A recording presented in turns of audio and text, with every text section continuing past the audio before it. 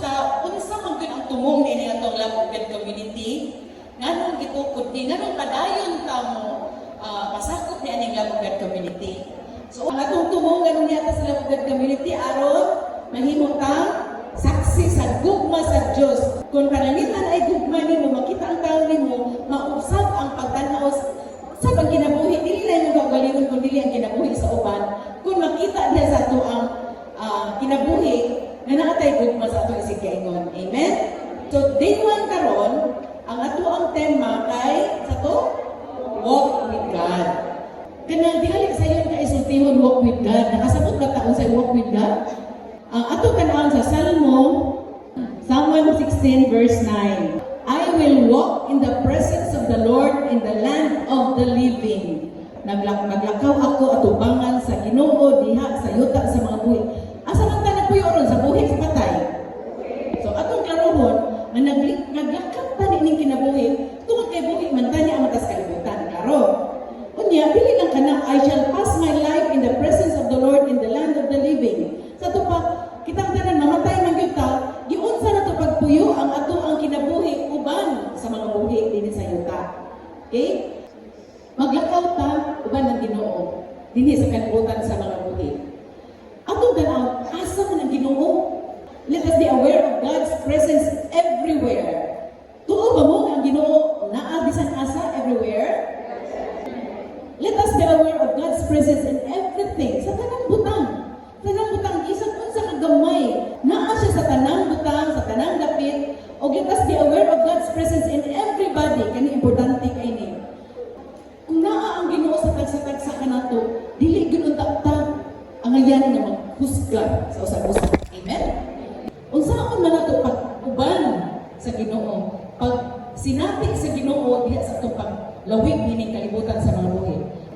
Number 1, kinahanglan aware ka na ang Ginoo kanunay kauban nimo. Ikaduha, daily offering and everything to God, even the littlest details of your life. So, everything that we do, ato nang i-offer no matter how small or big.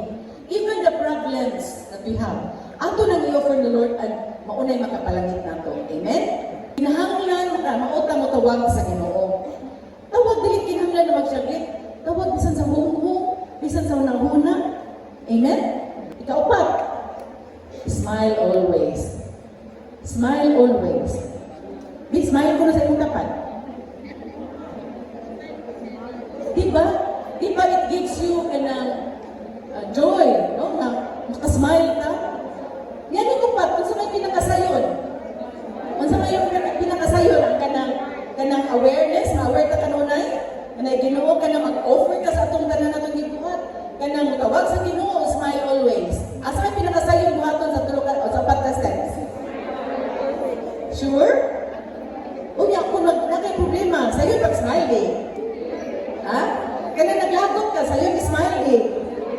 Lisad no? Lisad no? Sa ito pa, kinikupat, kinahanglan yun yung sakripisyo. Selfless. Yun ang ato ang paglawat ka ng Ginoo, na ang nato, ano na yung kuman. Kinahanglan mo surrender ka niya. Aron panahon sa bisan sa panahon sa mga kaguol, panahon na ikaw maglagot, panahon na ikaw na masulukon, pantigod hapon na mo smile. Amen? In everything that we do everything in love. Do everything in love. Ang tanan natong pagabuhaton kinahanglan na ay gugma. Labi na yun kay Love of God community ta. Amen?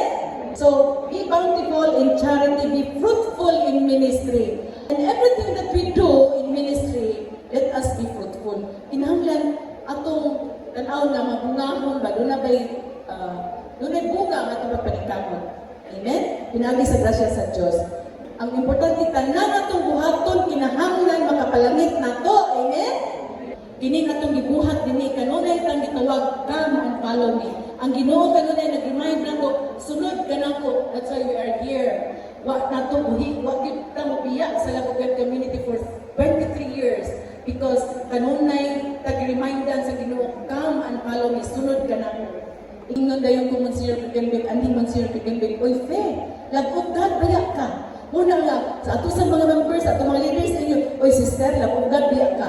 Pagtarong din na kay Love of God biya ta. Amen? Amen. So